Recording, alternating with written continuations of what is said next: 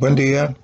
El Centro de Estudios Cívicos de Córdoba quiere dedicar este breve comentario a los 40 años de la gesta de Malvinas, que se cumplirán, como es sabido, el próximo 2 de abril.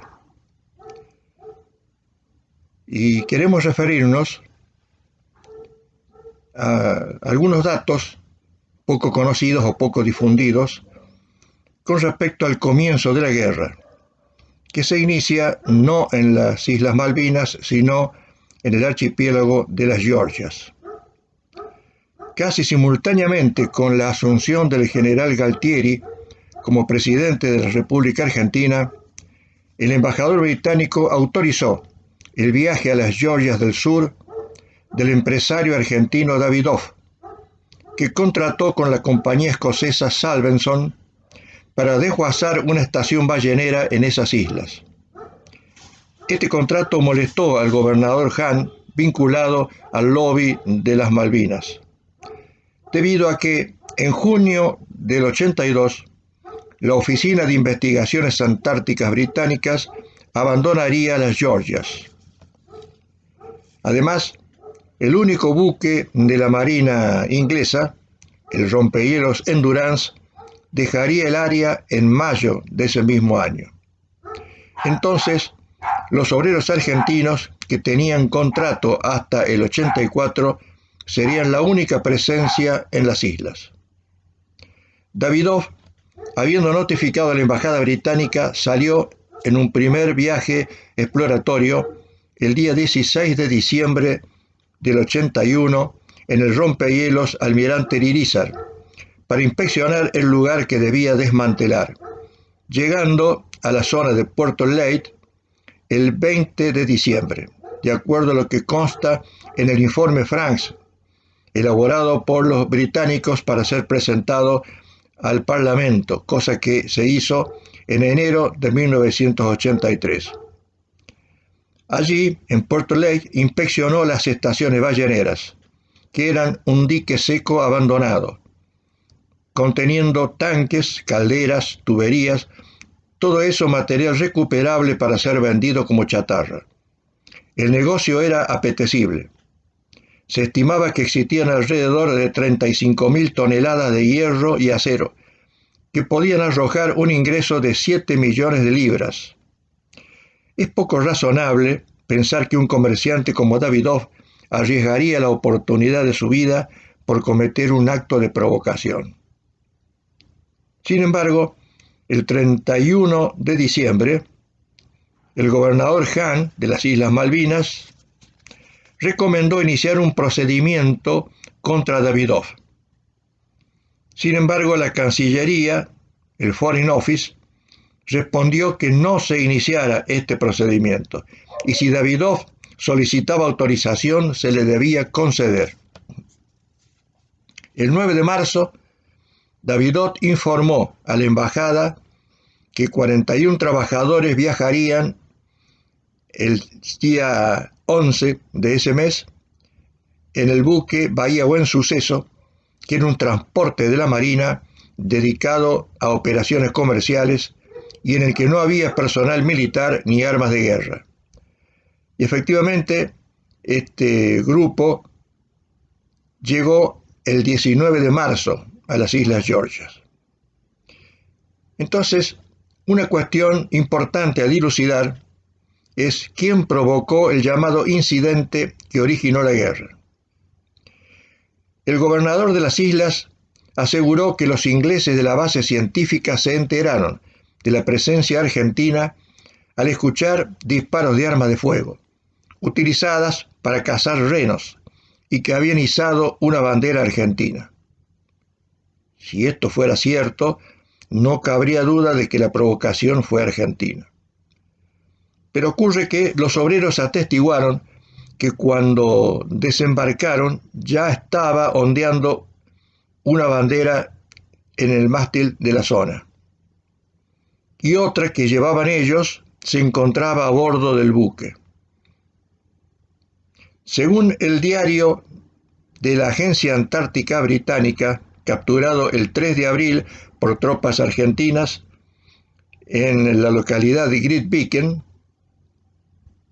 habían ido un grupo de ingleses el día 18 de marzo a buscar argentinos a Leyte, se dice textualmente en el diario, lo que coincide con el hecho de haber encontrado el Bahía Buen Suceso cuando llegó a 3 ingleses al momento de arribar el buque.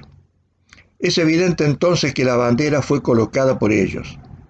En el mismo diario citado figura esta frase: al fin se va el Isatis, que era el nombre de un yate francés de turismo que estaba en la zona.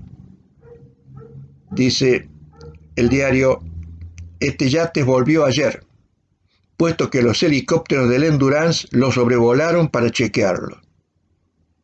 Los franceses se están convirtiendo en una peste.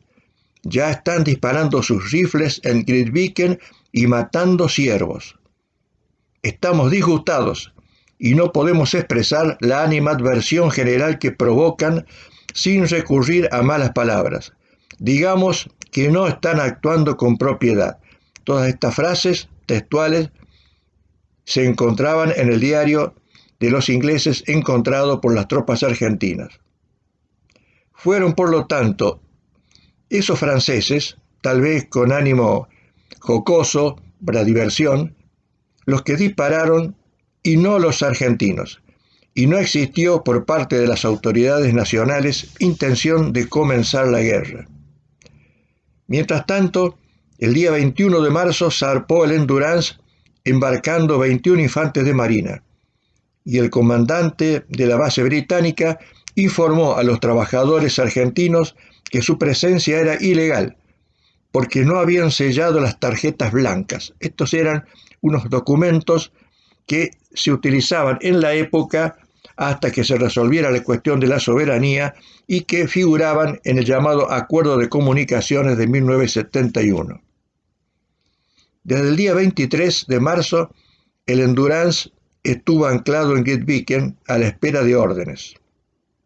Mientras tanto, el canciller argentino, doctor Costa Méndez, pidió que la expulsión se revocara si Davidov ordenaba a sus empleados completar la formalidad de ir hasta Grytviken y hacer sellar las tarjetas. El embajador estuvo de acuerdo, pero Hahn sostuvo que las Georgias no estaban incluidas en el acuerdo de 1971 y que por lo tanto debían sellarse los pasaportes. Costa Méndez, el canciller argentino, respondió al embajador que los trabajadores deben permanecer en Georgias, pues se les ha otorgado la documentación idónea. También insistió en que las Georgias estaban explícitamente comprendidas en el acuerdo del 71, cosa que los británicos habían reconocido en la reunión de Nueva York efectuada un mes antes. Cabe destacar que la presencia de estos argentinos no representaba ninguna amenaza, primero porque no eran militares, y segundo porque en Georgias no había población, solo estaba el personal de investigaciones antárticas y en otra zona. Fueron los propios británicos entonces quienes convirtieron el asunto de las Georgias en un incidente que luego, al escalar, derivó en la guerra. El día 29 de marzo, la primera ministra Margaret Thatcher decidió el envío de un submarino nuclear a la zona de conflicto. El 30 la situación comienza a descontrolarse. En Londres, el Ministerio de Defensa decide duplicar el número de infantes de marina de la guarnición de Malvinas y confirma la orden de enviar un segundo submarino nuclear. Ese mismo día, el embajador argentino recibió un mensaje para el embajador británico en la Argentina recibió un mensaje para el canciller. Sin embargo, el embajador británico consideró conveniente retener el mensaje un par de días, esperando que se produjera alguna reacción de Estados Unidos. Y por eso el mensaje fue entregado recién a la tarde del día 31.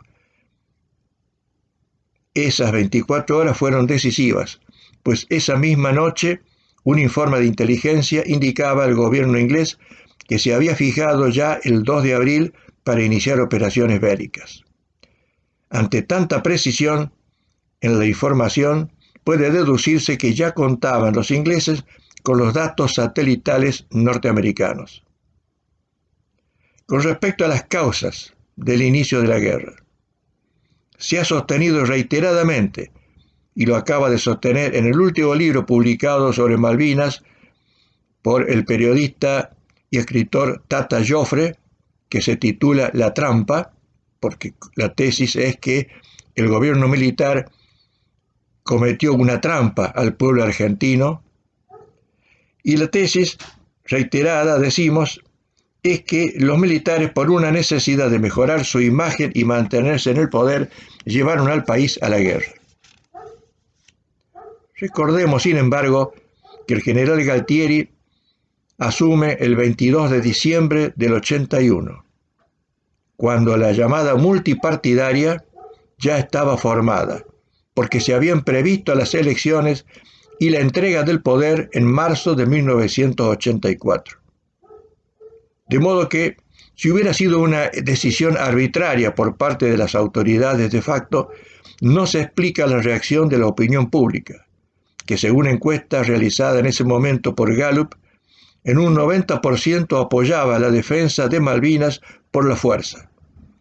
También la multipartidaria, o sea, el organismo que incluía a prácticamente todos los partidos políticos existentes en el momento, manifiesta públicamente, después del comienzo de las hostilidades, el día 10 de abril, el total respaldo al gobierno.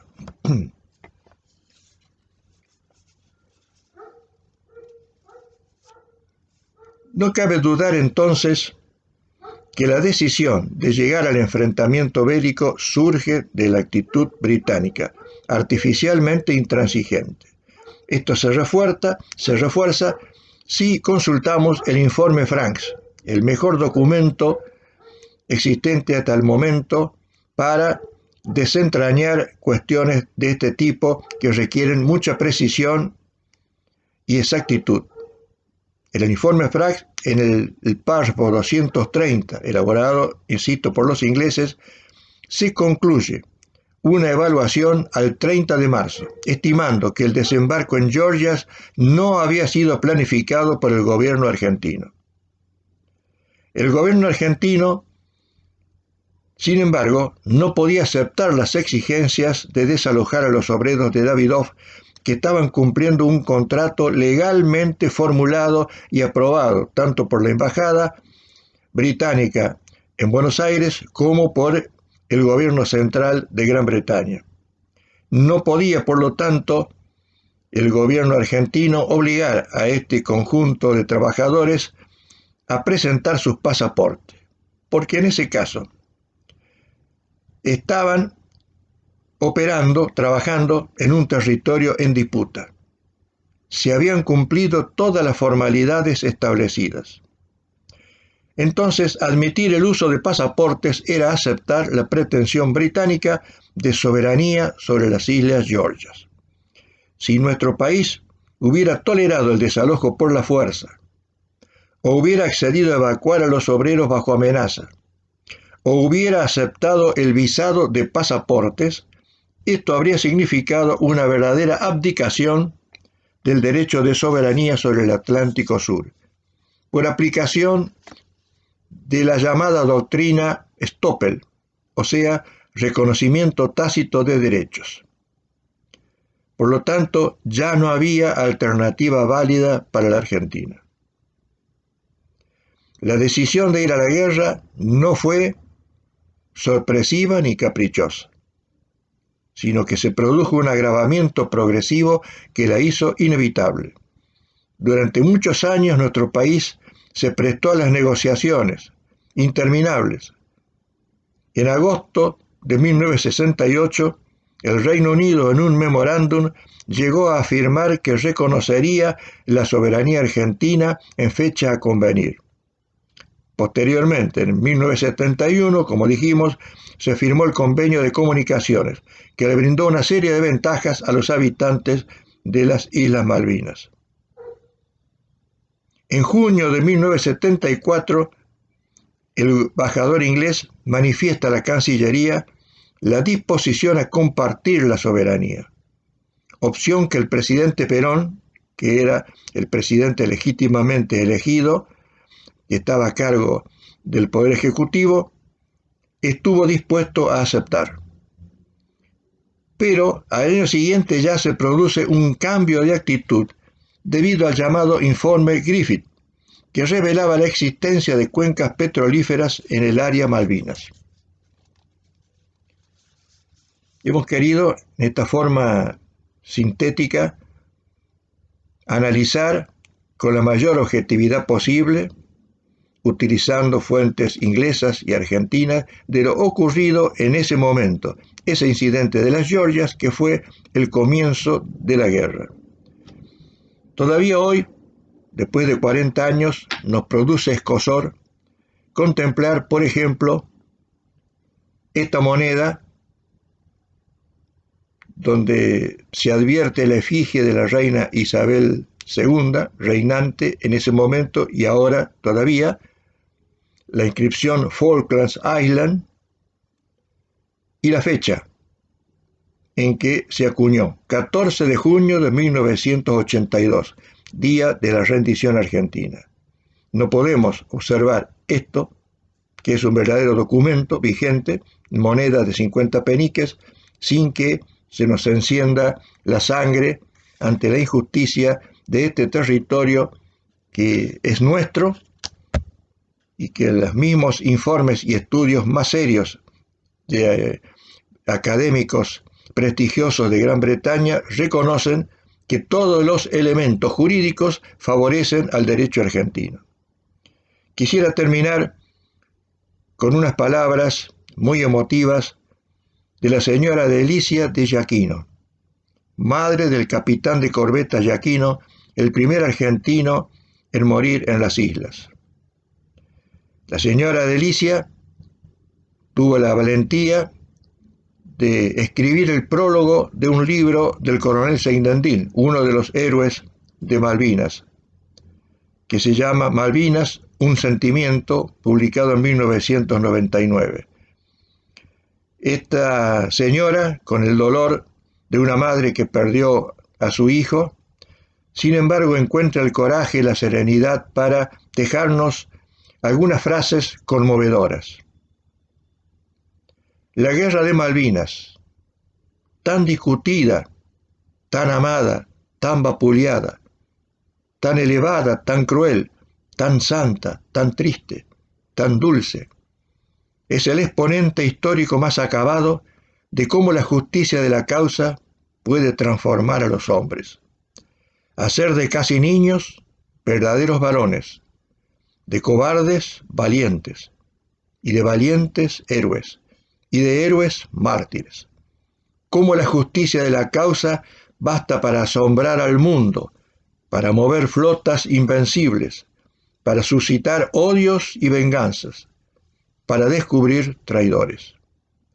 Con estas hermosas palabras de la señora Delicia de Giaquino, terminamos este breve comentario en homenaje a los caídos 649 argentinos que quedaron en el mar en la turba malvinera, y todos aquellos que arriesgaron su vida y aún hoy sufren secuelas de ese hecho siempre doloroso, triste, traumatizante de una guerra.